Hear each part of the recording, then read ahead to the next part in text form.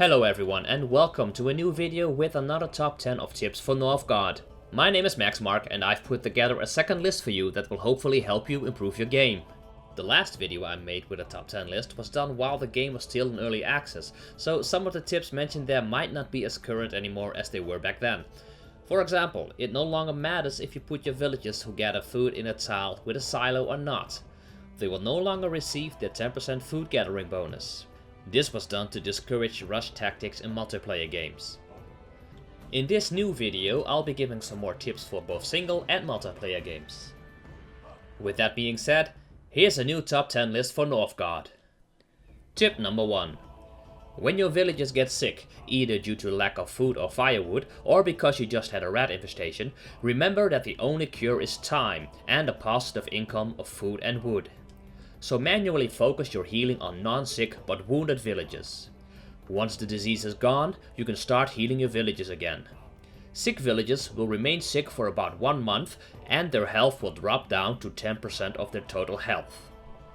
That is only if you have a positive income of wood and food. If either of these is negative, your villagers' health will actually drop below 10% and they will be very dead indeed. Once the disease goes, you can start healing the others as well. Tip number 2. Right-click a group to select them all. Especially with villagers, this comes in very handy. Once you have selected them all, simply right-click on the tasks you want them to do, for example construction or occupying a building. This will only send the maximum of allowed villagers for that building and the remaining villagers will keep on doing what they were doing. This way you won't have to single-handedly select each and every villager and put them to work one by one. Tip number 3. This is kind of a no-brainer, but it cannot be stressed enough. Brace for winter, especially blizzards. This goes even more when you do not have the appropriate lore upgrades yet, because then blizzards will hurt. Should you still find you are having trouble surviving blizzards, I'll be putting up a video soon focusing purely on how to survive blizzards and other disasters in the game. A link can then also be found below this video. Tip number 4. Physical distance to resources doesn't matter. The actual woodcutting or food gathering you see is just there for aesthetics. Your fisherman's hut can be right next to a lake or on the other side of the tile. You'll still get the same income of food at one and the same speed throughout the whole game. Tip number 5. In multiplayer games, teamwork makes the dream work. Coordinate the attacks together and make the enemy have to run for his money. The AI will almost always mirror the positions your troops are at. If you make use of this, you can actually distract the AI by trying to lure him away from an area you want to attack. Small fake attacks also work great if you want to get a response from the AI army. While the AI is busy worrying about one part of his border, you can attack him on the other side of the map. Tip number 6. Multiplayer games can only be paused twice. Think about that when playing with a friend.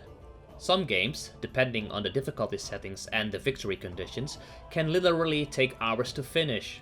If you take 2 quick breaks in the first hour just to get refreshments or go to the bathroom, you will have lost the option to pause the game when you need to be away for a little bit longer. Should you want to take short breaks, do it when you have a good base and economy going, and ask your friends that you're playing with to keep an eye out on your territory while you're away. That way you won't have to pause the game for every little interruption. Trust me, this comes in real handy should you need a longer pause. Tip number 7. Look out for coastal raiders when playing against the Clan of the Raven. If not attended to, they could actually make you lose the game pretty easily. Especially when your focus is on the other side of the map and you keep hearing that "we are under attack" horn every few seconds, it's easy to miss out on an attack taking place on your town hall square. You really don't want to go out like that. Tip number 8. Now, this is more of a personal opinion. If you've lost a good chunk of your villagers to sickness, for example, or from enemies attacking, what you want to do is get your brewery stacked up first. This creates more happiness, and the more happiness you have, the faster new villages will spawn. Since your buildings are already built, you'll get them occupied with workers in no time again. Tip number 9.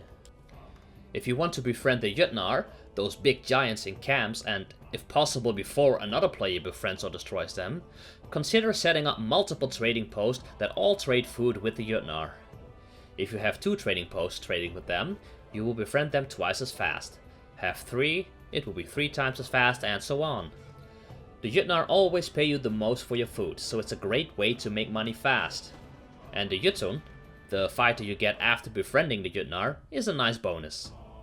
You also get ownership of the tile the Jotnar camp is on, which is sometimes strategically located in the middle of the map. Tip number 10. Destroy unnecessary buildings, as buildings cost money to upkeep. Defense towers might have been a good idea when you still had Drogers and Wolves invading your tiles, but late game they don't really need to be in the middle of your territory. The same thing goes for your scout camp, for example. When you're done scouting, get your scout back to do something useful, destroy the scout camp, and save some more money. There you go, 10 more tips for Northgard. If you feel something is missing or want to react to something, let me know in the comments below. There will be another video with tips for Northgard in the near future that focuses purely on disasters like blizzards and rat infestations and how to cope with them. If you have an idea about which tips to add, you can also leave that tip in the comments below. Until then, thank you for watching this video. Please do me the favor of liking this video or even subscribing, it means a lot to me.